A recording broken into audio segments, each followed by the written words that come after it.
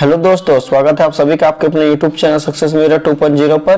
तो दोस्तों आज हम पढ़ने वाले हैं आरपीएफ एएलपी टेक्नीशियन में आने वाले 20 महत्वपूर्ण साइंस से संबंधित प्रश्न और इनसे रिलेटेड फैक्ट के बारे में भी।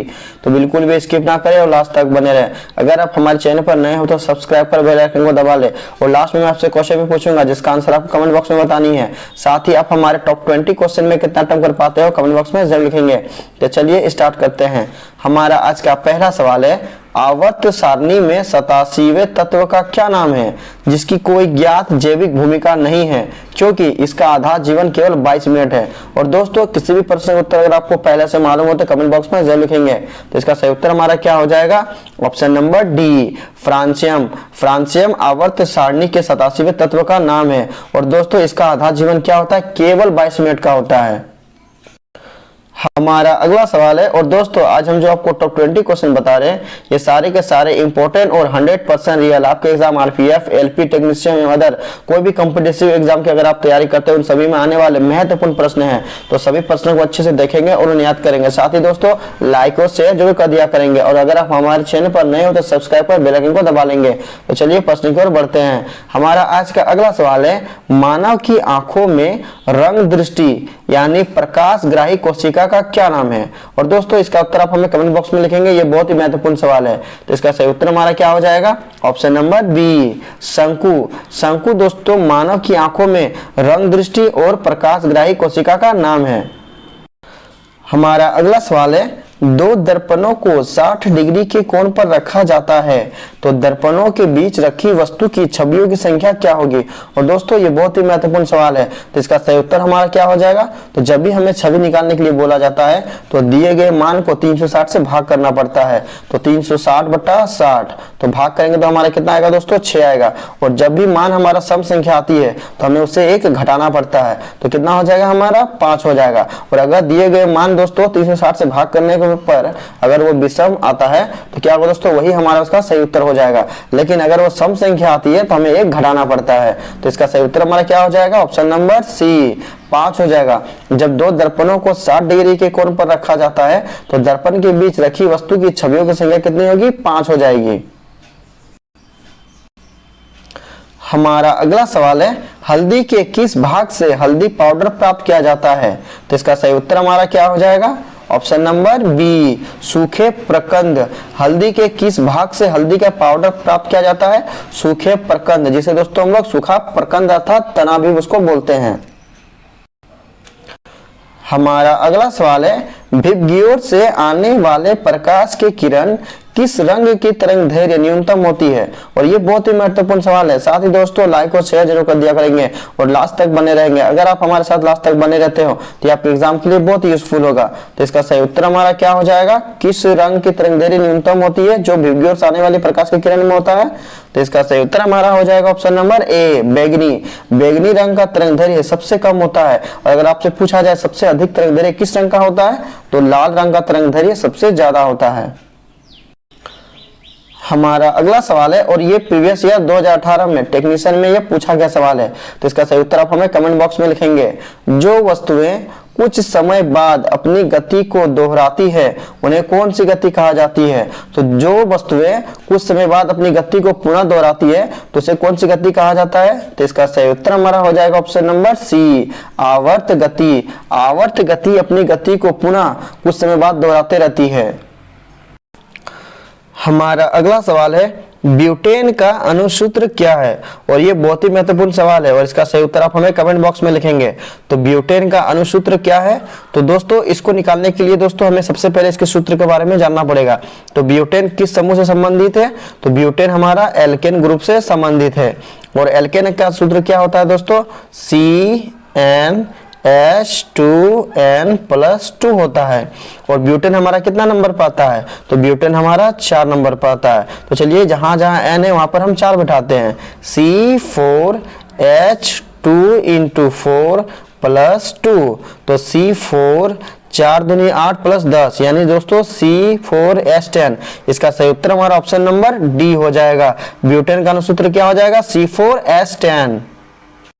हमारा अगला सवाल है, निम्न में से कौन सा एक रासायनिक परिवर्तन नहीं है? तो दोस्तों रासायनिक परिवर्तन और भौतिक परिवर्तन ये दो परिवर्तन होता है, तो इन दोनों के बारे में हमें जानना चाहिए। तो रासायनिक परिवर्तन किसे कहते हैं? तो रासायनिक परिवर्तन उस परिवर्तन को कहते हैं जिसमें अभिक्रिया होने के बाद उन्हें हम पुनः दोबारा उसी फॉर्म में नहीं प्राप्त कर सकते हैं। जैसे भोजन का पचना, भोजन का पचना दोस्तों क्या है? एक रासायनिक परिवर्तन है, क्योंकि पाचन होने के बाद दोस्तों ये मल में परिवर्तित हो जाता है और इस मल को पुनः हम भोजन के रूप में प्राप्त नहीं कर सकते हैं। जबकि भौतिक परिवर्तन में क्या होता है कि हम उन्हें पुनः प्राप्त कर सकते हैं। जैसे बर्फ का पिघलना, तो पहले हमारा बर्फ है और पिघलने के बाद क्या होता है? वो पानी बन जाता है, परंतु वही पानी को जब हम फिर से कम डिग्री तापमान में यानी फ्रीज में रख देते हैं तो पुनः हमें बर्फ प्राप्त हो जाती है। तो इस प्रक्रिया को हम लोग भौतिक परिवर्तन कहते हैं। हमसे यहाँ पूछा गया है कि कौन एक रासायनिक परिवर्तन नहीं है, तो ऑप्शन ए में हमारा है लोहे में जंग लगना। तो लोहे में जंग लगना एक रासायनिक परिवर्तन का उदाहरण है। मैग्नीशियम रिबन का दहन, ये भी हमारा एक रासायनिक अभिक्रिया का फॉर्मेट है। मोमबत्ती का जलना, यह भी दोस्तों हमारा एक रासायनिक परिवर्तन है। जबकि मोम का पिघलना, मोम का पिघलना दोस्तों हमारा सही उत्तर हो जाएगा, क्योंकि यह एक भौतिक परिवर्तन है।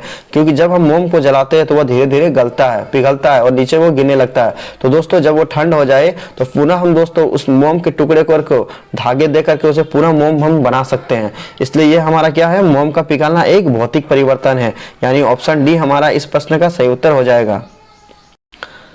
हमारा अगला सवाल है, पाश्चुरीकरण विधि में रोगाणुओं को मारने के लिए दूध को किस तापमान पर 15 सेकंड से 30 सेकंड तक गर्म किया जाता है? तो इसका सही उत्तर हमारा क्या हो जाएगा? Option number C 70 degree Celsius. पाश्चुरीकरण विधि में रोगाणुओं को मारने के लिए दूध को 70 डिग्री के सेल्सियस पर 15 से 30 सेकंड तक गर्म किया जाता है। हमारा अगला सवाल है, अतिरिक्त सांद्र सल्फ्यूरिक अम्ल के साथ इथेनॉल को गर्म करने में किसका उत्पादन होता है? और ये बहुत ही महत्वपूर्ण सवाल है, तो इसका सही उत्तर हमारा क्या हो जाएगा? Option number D ethene. अतिरिक्त सांद्र सल्फ्यूरिक अम्ल के साथ इथेनॉल को गर्म करने से किसका उत्पादन होता है? एथीन का उत्पादन होता है, जो दोस्तों सल्फ्यूरिक अम्ल का क्या है? आयुपेक नाम है दोस्तों, ये भी आपको याद रखना है। हमारा अगला सवाल है, लीवर में यांत्रिक लाभ किसका अनुपात होता है? और ये दोस्तों महत्वपूर्ण सवाल है, तो इसका सही उत्तर क्या हो जाएगा हमारा? ऑप्शन नंबर डी भार से प्रयास। लीवर में यांत्रिक लाभ किसका अनुपात होता है? तो भार से प्रयास का अनुपात होता है। हमारा अगला सवाल है, सफेद विट्रियोल के संगठन में निम्नलिखित में से कौन सा तत्व पाया जाता है? तो सफेद विट्रियोल के संगठन में कौन सा तत्व पाया जाता है? तो इसका सही उत्तर हमारा हो जाएगा ऑप्शन नंबर बी जस्ता। जस्ता दोस्तों हमारा क्या है? सफेद विट्रियोल के संगठन में इसका प्रयोग किया जाता है। हमारा अगला सवाल है, और दोस्तों ये बहुत ही महत्वपूर्ण सवाल है, निम्नलिखित में से कौन वास्तविक प्रतिबिंब उत्पन्न कर सकता है?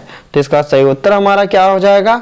ऑप्शन नंबर बी अवतल दर्पण। दोस्तों अवतल दर्पण के ऊपर एक बहुत ही विवेक क्वेश्चन हमेशा एग्जाम में पूछा जाता है कि एकमात्र वो कौन सा दर्पण है जो आभासी और वास्तविक दोनों प्रतिबिंब को बनाता है? तो अवतल दर्पण हमारा वास्तविक और आभासी दोनों प्रकार के प्रतिबिंब को बनाता है। साथ ही दोस्तों इसमें वस्तु को बड़ा करके देखने के लिए इसका प्रयोग किया जाता है। हमारा अगला सवाल है, निम्नलिखित में से कौन सा तत्व प्रकृति में मुक्त रूप से पाया जाता है? तो इसका सही उत्तर हमारा क्या हो जाएगा? Option number B sulphur. Sulphur प्रकृति में अपने मूल रूप में पाया जाता है। हमारा अगला सवाल है, क्लोरीन की विरंजन क्रिया किसके द्वारा होती है? तो इसका सही उत्तर हमारा क्या हो जाएगा? ऑप्शन नंबर डी ऑक्सीकरण। क्लोरीन की विरंजन क्रिया एक ऑक्सीकरण की अभिक्रिया है। हमारा अगला सवाल है, यदि 3 ओम 4 ओम 5 ओम और 6 ओम के 4 प्रतिरोधों को श्रेणी क्रम से जुड़े हैं तो चारों प्रतिरोधों का संयुक्त प्रतिरोध कितना होगा? तो सभी प्रतिरोधों को किस क्रम में जोड़ना? हमें श्रेणी क्रम में जोड़ना है। तो हमारा क्या हो जाएगा दोस्तों? 3 4 7 7 और 5 12 और 6 18। यानी दोस्तों श्रेणी क्रम में हमें क्या करना पड़ता है? सभी को जोड़ना पड़ता है। तो हमारा इसका सही उत्तर ऑप्शन नंबर सी हो जाएगा 18 ओम। 3 + 4 + 5 + 6 बराबर 18 ओम। हमारा अगला सवाल है, और दोस्तों ये बहुत ही महत्वपूर्ण सवाल है, साथ ही दोस्तों लाइक और शेयर जरूर कर दिया करेंगे, और जो भी हमारे चैनल पर नए हो सब्सक्राइब कर बेल आइकन को दबा लेंगे। टेस्टोस्टेरोन किसके द्वारा स्रावित होता है? तो टेस्टोस्टेरोन किसके द्वारा स्रावित होता है? तो इसका सही उत्तर हमारा हो जाएगा ऑप्शन नंबर डी, लीडिंग कोशिकाएं। लीडिंग कोशिकाएं में दोस्तों टेस्टोस्टेरोन नामक ग्रंथि स्रावित होती है। हमारा अगला सवाल है, आप चुंबकीय क्षेत्र को कब अधिक प्रबल पाएंगे? तो इसका सही उत्तर हमारा क्या हो जाएगा? ऑप्शन नंबर ए, जब क्षेत्र रेखाओं में भीड़ होती है।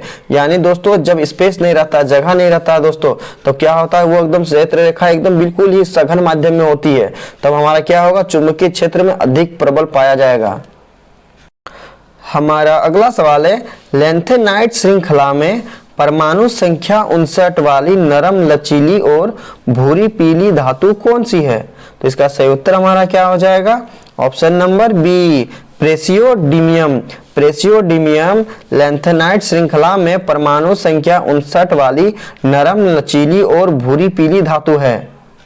हमारा अगला सवाल है, और दोस्तों आज का हमारा ये अंतिम प्रश्न है। साथ ही आज हमने जो आपको टॉप 20 क्वेश्चन बताया, ये सारे के सारे इंपॉर्टेंट और 100% रियल आपके एग्जाम आरपीएफ, एएलपी टेक्नीशियन और अदर जो भी कॉम्पिटिटिव एग्जाम आप तैयारी करते हैं उन सभी में आने वाले महत्वपूर्ण प्रश्न हैं। तो सभी प्रश्नों को अच्छे से देखेंगे और उन्हें याद करेंगे। साथ ही दोस्तों लाइक और शेयर जरूर कर दिया करेंगे, और अगर आप हमारे चैनल पर नए हो तो सब्सक्राइब कर बेल आइकन को दबा लेंगे। चलिए प्रश्न की ओर बढ़ते हैं। हमारा आज का अंतिम प्रश्न है, केंद्र प्राप्ति बल का दूसरा नाम क्या है? तो केंद्र से जो बल प्राप्त होता है उसका दूसरा नाम क्या है हमारा? तो इसका सही उत्तर हमारा हो जाएगा ऑप्शन नंबर डी, अभिकेंद्रीय बल। केंद्र प्राप्ति बल का दूसरा नाम अभिकेंद्रीय बल है। अब लास्ट वीडियो के क्वेश्चन का आंसर, लास्ट वीडियो में मैंने आपसे क्वेश्चन पूछा था कि मानव शरीर में यूरिया का उत्पादन कहाँ होता है, और इसका सही उत्तर ऑप्शन नंबर बी था, यकृत। और लगभग सभी स्टूडेंट्स का सही जवाब दिया और मोस्टली स्टूडेंट्स के बारे में डिटेल्स में लिखा। तो मैं आपको फिर बोलूंगा कि क्वेश्चन के बारे में आपको जितना ज्यादा से ज्यादा पता उन्हें आप लिखा करो, क्योंकि जो चीजें आप लिख देते हो उन्हें आप कभी नहीं भूलते हो। अब आपके लिए आज का सवाल है, हेपेटाइटिस बी विषाणु से शरीर का कौन सा हिस्सा प्रभावित होता है? 4 ऑप्शन दिया गया है, सही उत्तर आपको कमेंट बॉक्स में लिखनी है। साथ ही आप हमारे टॉप 20 क्वेश्चन में कितना टाइम कर पाते हो कमेंट बॉक्स में जरूर लिखेंगे, और दोस्तों लाइक और शेयर जरूर कर दिया करेंगे, और जो भी हमारे चैनल पर नए वो सब्सक्राइब कर बेल आइकन को दबा लेंगे। चलिए दोस्तों मिलते हैं नेक्स्ट वीडियो में, तब तक के लिए बाय बाय, टेक केयर।